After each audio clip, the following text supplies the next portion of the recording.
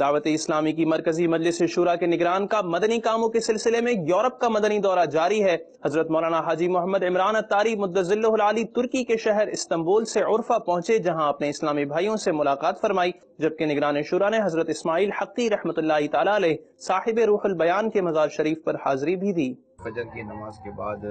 یہ جہاں جہاں مدنی حلقے اس کو دعوت اسلامی کی اصطلاح میں کہتے ہیں، وہ درس فیضان سنت بھی ہے، تو صراط الجنان کو بھی بیان کیا جاتا ہے، پھر شجرہ شریف بھی پڑھا جاتا ہے۔ تو جہاں ہو رہا ہے وہاں شرکت کرنی چاہیے، اور جہاں نہیں ہے وہاں دعوت اسلامی والوں کو چاہیے کہ اس کا آغاز کرنا۔ گھر میں تو دیکھیں ہر گھر میں یہ تفسیر صراط الجنان ہونی چاہیے، جیسے تفسیر خزان العرفان ہے، تفسیر نور العرفان ہے، تفسیر نینی، تفسیر کبیر ہے، اس طرح بہت ساری تفاسیر ہیں۔ تو اگر ان سب کو آپ ایک جگہ پر دیکھنا چاہتے ہیں، ان سب کا ایک جگہ فیضان اگر آپ کو نظر آنا ہے تو انشاءاللہ وہ آپ کو تفسیر صراط الجنان میں خود ذاتی طور پر سفر میں بھی اور دیگر مقامات پر بھی موبائل فون میں میرے پاس یہ 10 کے 10 جلدیں جو محفوظ ہیں، انشاءاللہ ان قریب آپ کے موبائل فون میں اپلیکیشن آ بھی جائے گی انشاءاللہ تعالیٰ۔ 10 جلدیں انٹرنیٹ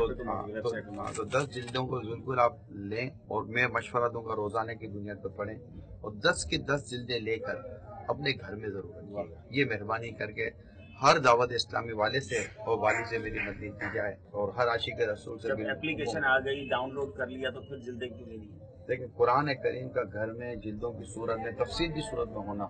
اس کی ایک اپنی برکت آپ کو۔ جب آپ کے کو گھر میں آئے گا تو آپ کے موبائل میں تو آپ جھانکنے نہیں دو گے نا، لیکن جب گھر میں آپ کو تفسیر صراط الجنان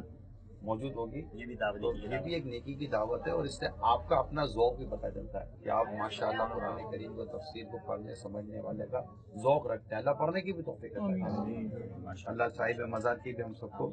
خوب خوب برکتیں عطا فرمائے،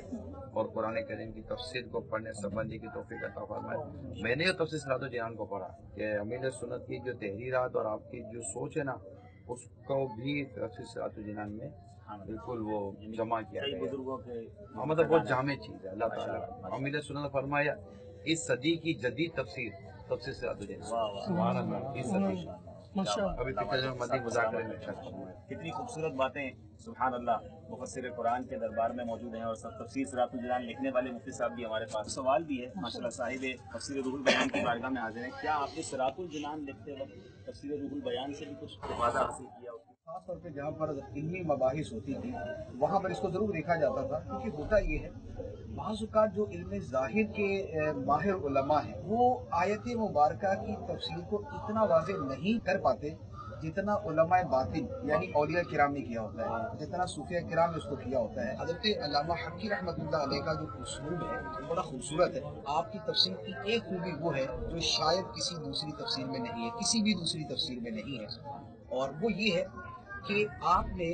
پوری تفسیر کے اندر دو انداز میں تفسیر کی۔ ایک تو آپ نے جو تفسیر بیان کی وہ ہے کہ جو علمی اعتبار سے روایات کی روشنی میں اور مفسرین کے اقوال اور اقوال صحابہ کی روشنی میں ہے، جسے بنیادی طور پہ تفسیر بھی کہا جاتا ہے اور جو عام طور پہ تفسیر کی کتابوں میں پائی جاتی ہے۔ لیکن اس کے ساتھ جو دوسری خوبی ہے کہ دونوں کا کمبینیشن کتابوں میں کم ملتا ہے، وہ یہ ہے کہ آپ نے ہر آیت مبارکہ کی تفسیر بیان کرتے ہوئے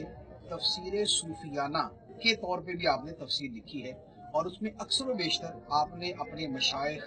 اولیاء کرام صوفیاء کرام کے حوالے دیے۔ بطور خاص تعویلات نجمیہ نام کی کتاب ہے، اس سے آپ نے بہت زیادہ اقتباسات فرمائے۔ تو آپ کی جب تفسیر پڑھتے ہیں تو پہلے آیت کی جو تفسیر بنتی ہے وہ چلتی آتی ہے، اور اس کے بعد آگے جا کے پھر جب صوفیانہ رنگ کے اندر تفسیر کرتے ہیں تو اس سے جو قرآن پاک کی آیات کے اثرات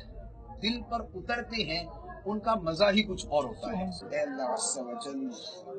اس ولی کا صدقہ، مفسر قرآن کا صدقہ، اے اللہ صوفیوں سے محبت کرنے والے صوفی کا صدقہ، اے اللہ عز و جل ہمارے دلوں میں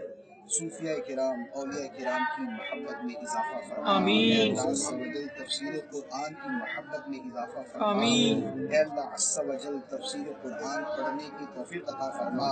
اے اللہ ہمارے سینوں کو قرآن پاک کو سمجھنے کے لیے کھول دے، اے اللہ عز و جل ہمارے دماغ کو فہم قرآن کے لیے کشادہ فرما، اے اللہ عز و جل قرآن پاک کی برکتیں ہمیں ظاہر و باطن میں عطا فرما، اے اللہ عز و جل ہمارا ظاہر بھی قرآن کے نور سے روشن ہو، ہمارا باطن بھی قرآن کے نور سے روشن ہو۔ اے اللہ عز و جل دعوت اسلامی کے مدنی کام میں برکتیں پیدا فرما، آسانیاں پیدا فرما، اسباب پیدا فرما۔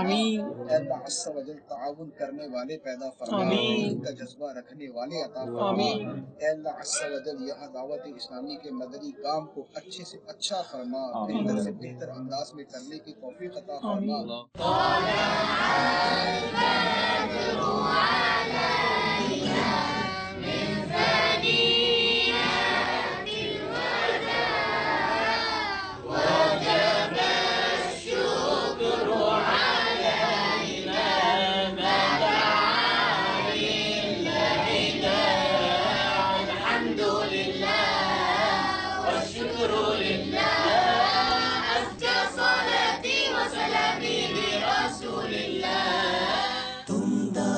اسلامی کو جانتے ہو کیا ہے؟